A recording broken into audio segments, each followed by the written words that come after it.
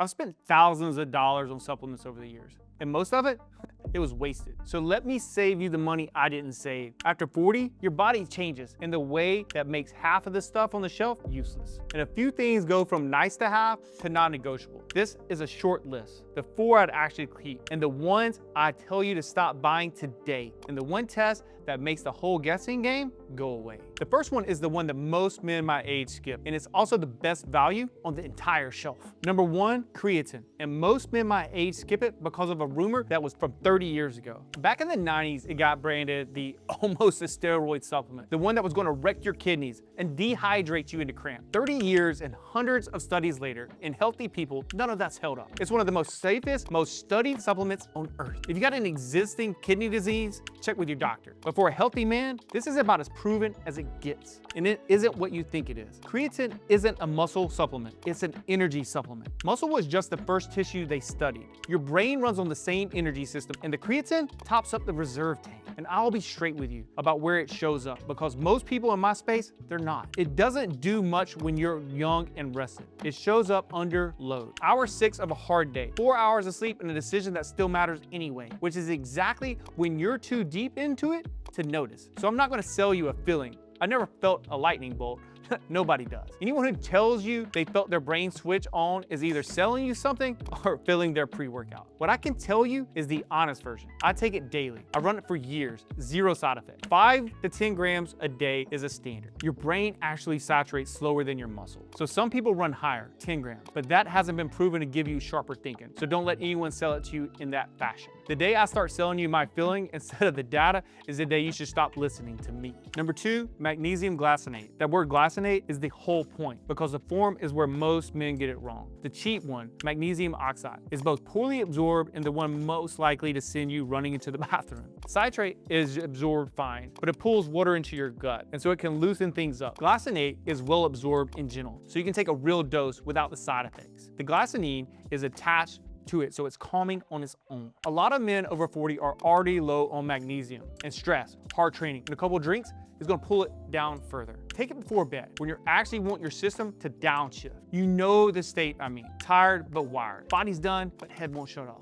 I'll be honest about the evidence. The sleep benefit is real, but it's modest. And it's the strongest in men who were low to begin with. So it's not a sleeping pill. It fills a gap most men have. And most men sleep a little better once it's filled. Number 3, whey protein. And this one matters more after 40, not less, because of something called anabolic resistance. In plain terms, aging muscle responds less to the same amount of protein. So the bar goes up when most men intake drifts down. Whey clears that bar because it's one of the most leucine-rich proteins you can get. And leucine is the amino acid that flips the muscle building switch, the exact switch that's gone sluggish. The target is about 1 gram of protein per pound of your target body weight. Do the math for a second. If you're aiming for 180 pounds, that's 180 grams a day. A normal breakfast doesn't get a busy man anywhere near that. That's the entire job of the shake. It's the easiest way to clear a bar that keeps getting higher. Real food first, way to close the gap. This was never about a pump. Defending your muscle is how you defend your age. Number 4 is a maybe. And I'll tell you why. It's a multivitamin. It's an insurance policy you take when you have no real information. A wide, shallow net for the obvious gap. It's not useless, but it's a placeholder. Because a multivitamin is what you take when you're guessing. The panel is how you stop guessing. Once you actually test, you don't need a generic pill covering 20 things you're already fine on. You need 2 or 3 things you're actually low on. Even the research is unimpressed. A Johns Hopkins-led editorial in a major medical journal was titled, and I'm not making this stuff up, "Enough is enough. Stop wasting money on vitamin and mineral supplements." After the study found multivitamins didn't move the needle on heart disease, cancer, or memory.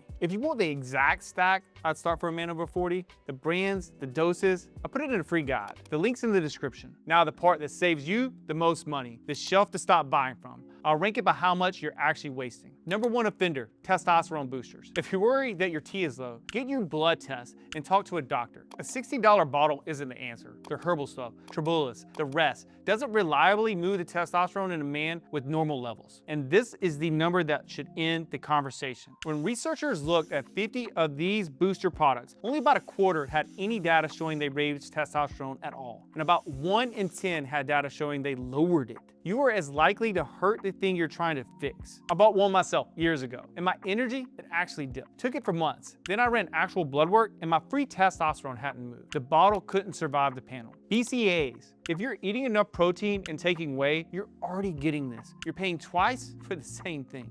Green powders, $40 a tub for a feeling of doing something healthy. I cut mine when I saw how little an actual dose was in a scoop. Collagen for your skin and your joints. It gets broken down into digestion, so it doesn't get delivered to your face and your knees the way the ads imply. There's some evidence certain collagen peptides help, but not because you're shipping collagen straight to where you want it. Fat burners, mostly caffeine with a markup. Real fat loss comes from the boring basics. A capsule, not gonna touch that. Detox and cleanse product. You already own a liver and 2 kidneys. That's your detox system, and it works for free. Most of these are laxatives that drop water weight, which is why the guy thinks that they work. High dose vitamin C for immunity. It's a water soluble, so past the point, you just pee it out. Back to the most expensive urine on the block. Instead, eat a bell pepper. And the sneaky one, biotin. The hair and nails pill. Beyond barely working, high-dose biotin can throw off your blood tests, including the one that checks for a heart attack and the one for your thyroid. So the vanity pill can literally corrupt your blood work this whole model runs on. One, I won't fully trash, melatonin. It works, it's just oversold. On average, it gets you sleep about 7 minutes faster. Not hours, 7 minutes. Useful, small, just so you know what you're buying. And the thread under all of this, the industry isn't regulated the way you think it is. So what is actually printed on the side of the bottle, that might just be Pinocchio. So you don't actually know what you're getting. So look at that list again. Every product on it has one thing in common. It sells you certainty, but no information underneath it. It's the exact opposite of testing. Every dollar on the shelf is a dollar spent guessing, when a blood panel would have told you precisely what you actually